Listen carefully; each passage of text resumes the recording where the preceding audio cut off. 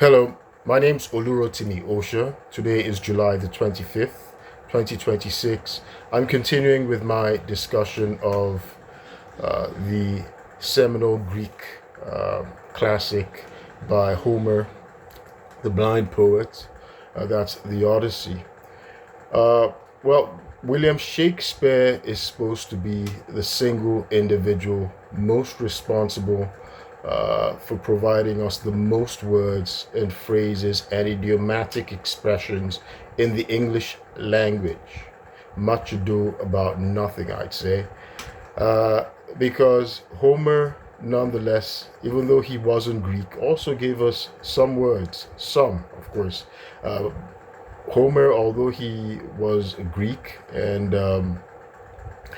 not English like Shakespeare, did give us many significant words in English which we still use today, and we find them in his epic, The Odyssey. In fact, Odyssey, of course, is an English word that means journey or long travels, right? Travels or a long journey.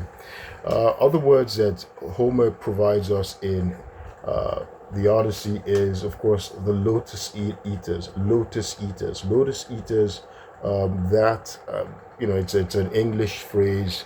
Lotus eater is an English phrase for living in a dreamlike, languid state of forgetfulness, and of course, that's from um, the scene in the book, which again Christopher Nolan in his blockbuster movie, The Odyssey, it was recently released last week.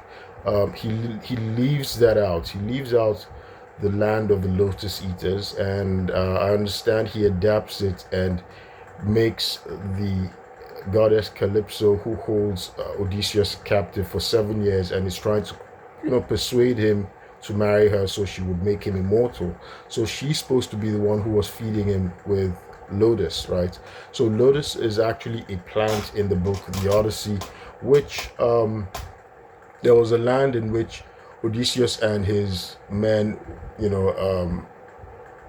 arrived on after a storm, right? Their ship was driven onto an island, and it was the island of the Lotus Eaters. So some of Odysseus's men were offered a plant, a fruit by the natives that tasted like honey, and once they ate it, they immediately entered into this reverie, this dreamlike state of forgetfulness in which they forgot everything. They couldn't remember anything.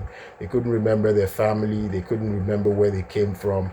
And they had no desire. So because since they couldn't remember where they came from, they couldn't remember home.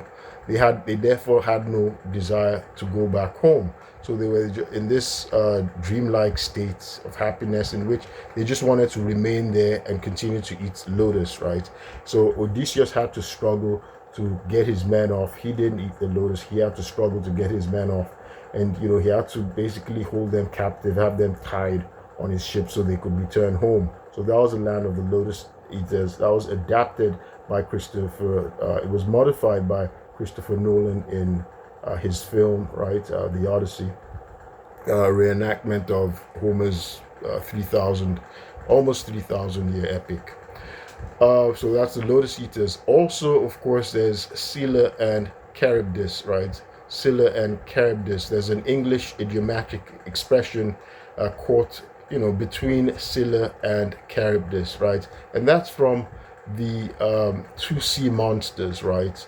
That were opposite each other, right? There was Scylla, which was a six-headed monster, sea monster, living amongst some rocks, and of course they ended up, Scylla ended up biting off, the heads of six of Odysseus' men as their ship was passing through the channel, because there's a narrow channel they have, the ships have to pass through, and Scylla and Charybdis are directly opposite each other. And Charybdis is a whirlpool, right? It's a whirlpool, and which is the bigger threat, right? If the ship goes close, the entire ship can be, would capsize, would be sunk into the giant whirlpool, which is Charybdis, right? So Odysseus chose to stay closer to Scylla, right? Because at least, yes, they were going to, lives were going to be lost, but at the it will be limited to 6 lives, as opposed to losing the entire ship in the giant whirlpool, which was Charybdis. In modern terms, Scylla and Charybdis is like saying caught between a rock and a hard place, right? So other words, of course, um, include Cyclops, right?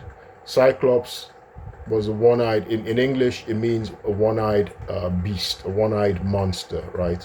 One-eyed giant. That's a Cyclops. That's derived from the Odyssey. So Homer gave us that word, Cyclops. And of course that was Polyphemus. Polyphemus was the son of Poseidon and the source of Odysseus's troubles. It was this giant one-eyed beast who trapped Odysseus and his men in his cave by rolling a giant rock, to seal the entrance of his cave, and he planned to eat Odysseus and the rest of his men.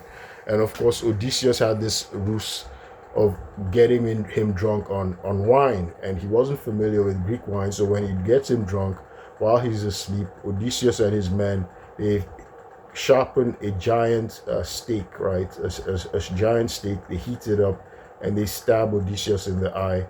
I'm sorry, they stab the Cyclops, right, in the eye, and he becomes blind. And of course, eventually he rolls out the stone, in his rage, in his pain, in his agony, he's screaming.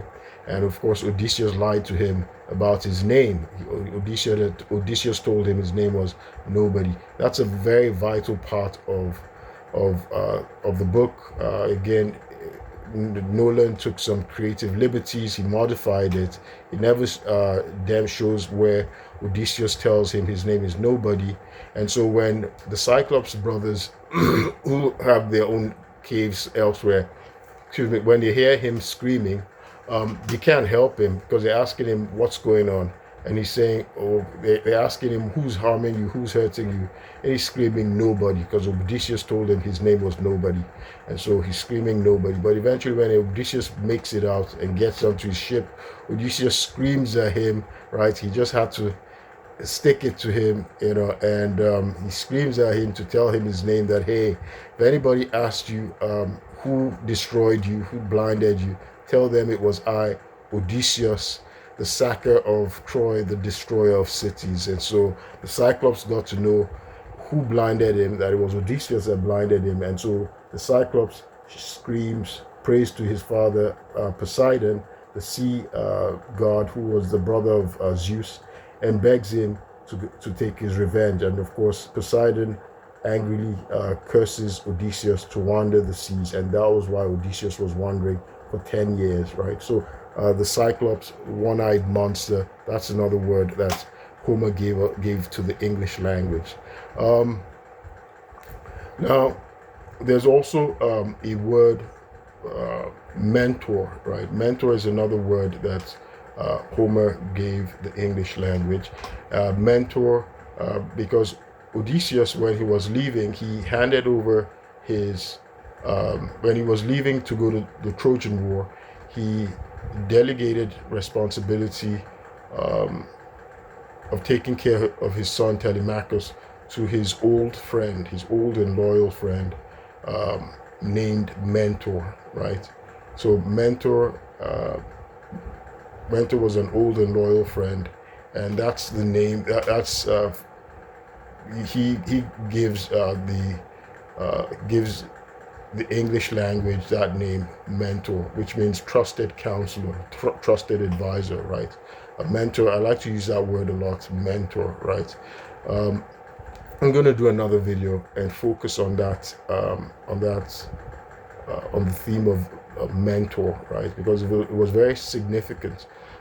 We find that often Athena, who was the patron god of Odysseus, would often transform as mentor. In fact, the final act, the final scene of the Odyssey in the book, right? Not the film Nolan created, in which he changed a significant number of things due to presentism and anachronism, trying to adapt a 3,000-year epic to the way we think today in the world, in America, in the West, you know. So he changed him.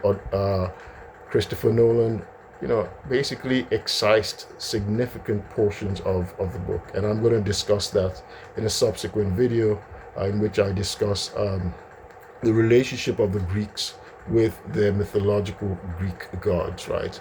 And so mentor, often in the book, Athena, who's Odysseus's patron saint, patron god, who's guiding him. She's god of war and wisdom. She's manipulating a lot of events. She would often appear as Odysseus's friend, mentor, right? So I'll do another video and discuss mentor. My name's Olurotimi Osha. I'll keep you posted. Thank you.